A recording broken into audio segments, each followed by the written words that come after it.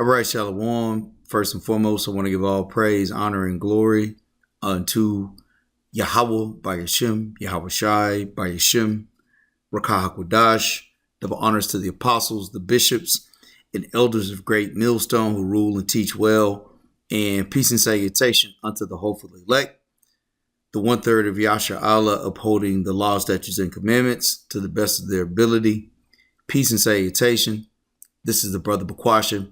And I just have maybe 2 minutes of this video to play. I was watching a little bit of this documentary called The Corporation. And I'm still getting into it, but this guy made a line or said a line.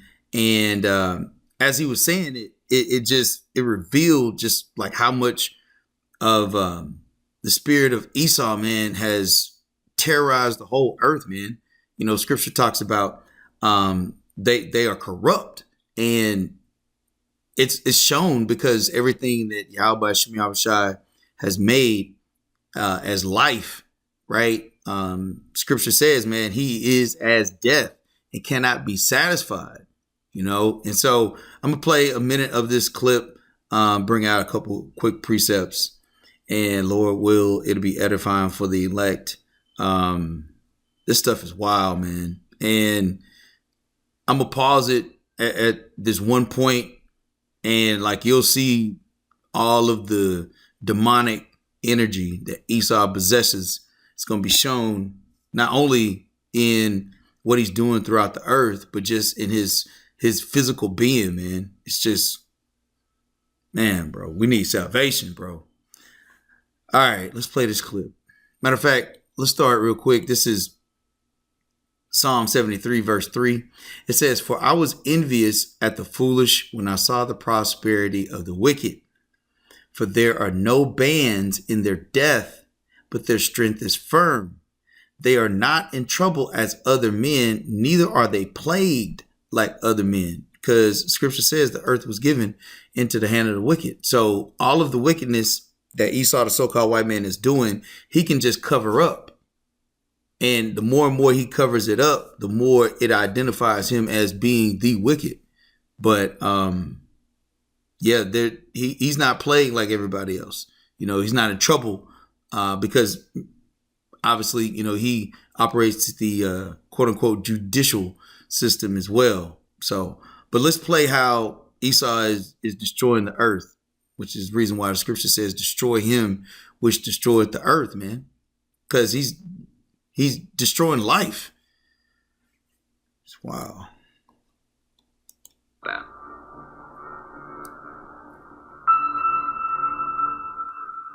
At Multinational Monitor, we put together a list of the top corporate criminals of the 1990s. We went back and looked at all of the criminal fines that corporations had paid in the decade.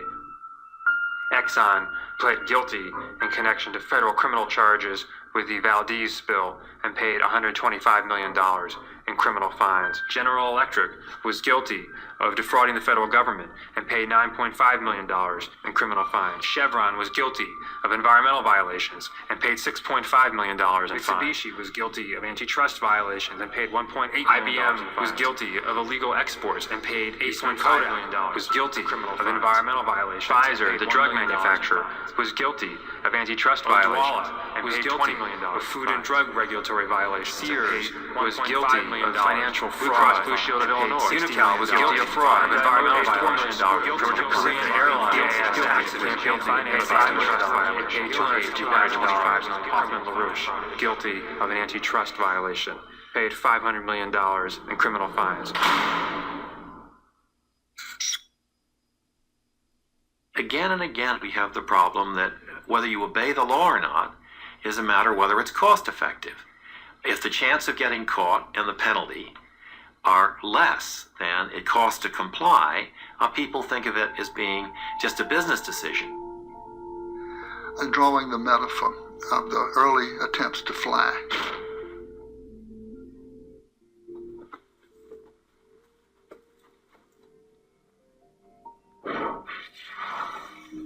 The man going off of a very high cliff in his airplane with the wings flapping and the guy is flapping the wings and the wind is in his face and this poor fool thinks he's flying, but in fact he's in free fall and he just doesn't know it yet because the ground is so far away. But of course the craft is doomed to crash. That's the way our civilization is. The very high cliff represents the virtually unlimited resources we seem to have when we began this journey. The craft isn't flying because it's not built according to the laws of aerodynamics, and it's subject to the law of gravity.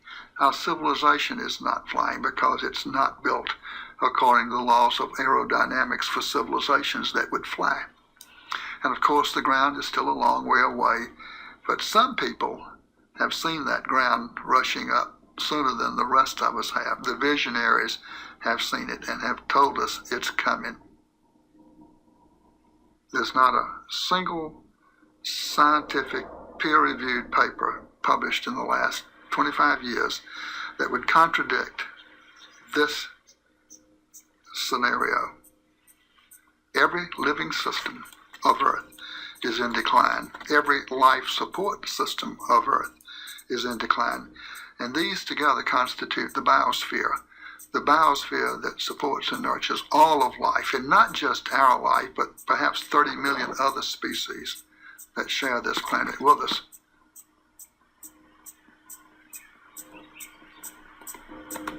The typical company of the 20th century, extractive, wasteful, abusive, linear in all of its processes, taking from the earth, making, wasting, sending its products back to the biosphere, waste to a landfill.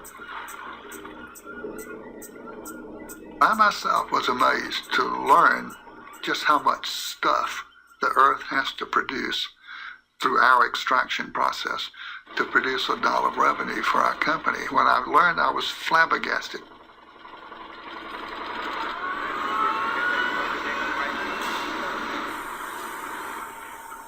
We're leaving a terrible legacy of poison and diminishment of the environment for our grandchildren's grandchildren, generations not yet born.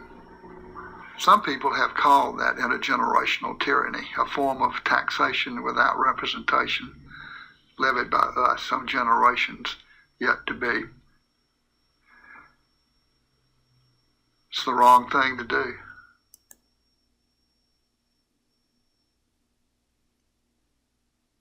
Now, after everything he just talked about, billions and billions of dollars of these corporations polluting the earth, right? That smile represents who Esau, the so-called white man, is. He doesn't have a problem with any of the scenarios in which he's created, man. This is back in Psalm 73, verse 5. They are not in trouble as other men, neither are they plagued like other men. Therefore, pride compasseth them about as a chain. Okay? That's exactly what you see, man. Okay? After everything he just talked about, there's, I think the term was intergenerational tyranny. And I looked up that for a split second. It says intergenerational tyranny describes the unjust oppression of future generations by present actions, where a generation's choice, like environmental damage or financial debt, create burdens that are disproportionately borne by those who come after them. It's essentially a lack of consideration for the long-term consequences of current decisions, leading to a future generations facing severe, unfair, and potentially catastrophic circumstances.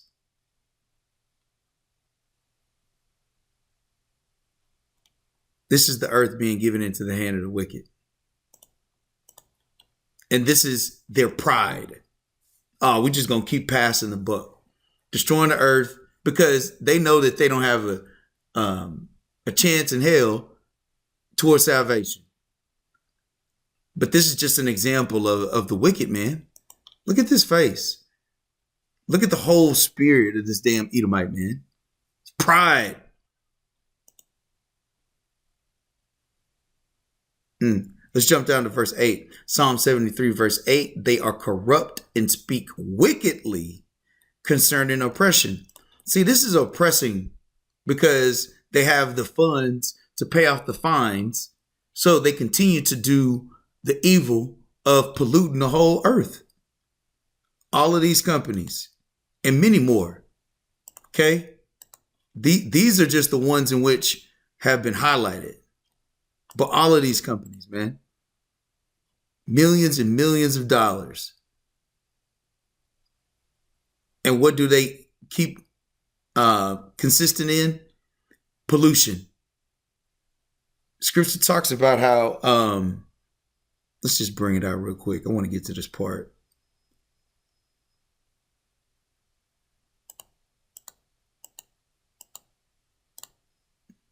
Look at this. And these are just small examples. Pollution everywhere. Let's bring this out real quick.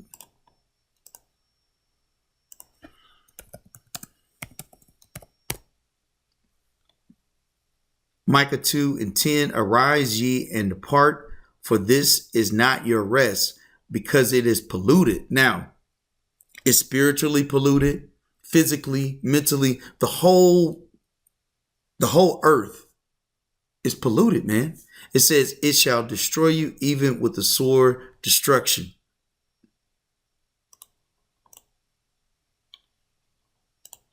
Through our extraction process to produce $1 of revenue for our company. When I learned, I was flabbergasted.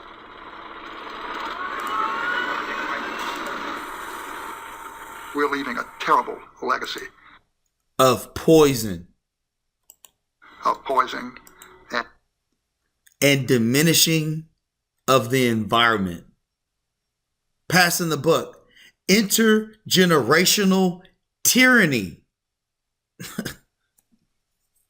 Scripture says, man, hey, he was going to be loose for a little season, man. But he went out to deceive the whole nation, man. The world. And diminishment of the environment. Radioactive LSA. For our grandchildren's grandchildren. Generations not yet born. Some people have called that intergenerational tyranny, a form of taxation without representation. Wow. Taxation without representation, levied by some generations yet to be. It's the wrong. Look. Watch his face and his whole countenance. Just you see the horns and everything come out. We're leaving a terrible legacy of poison and diminishment of the environment for our grandchildren's grandchildren. Generations not yet born. Some people have called that intergenerational tyranny, a form of taxation without representation, levied by some generations. Now watch his whole countenance change. Yet to be.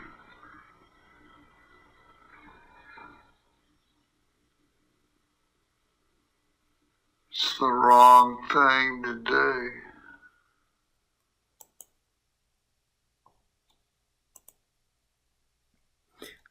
This is Sirach 12:16. An enemy speaketh sweetly with his lips, but in his heart he imagineth how to throw thee into a pit.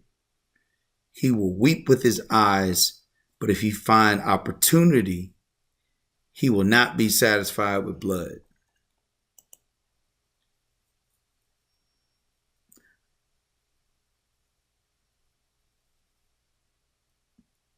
Corrupt.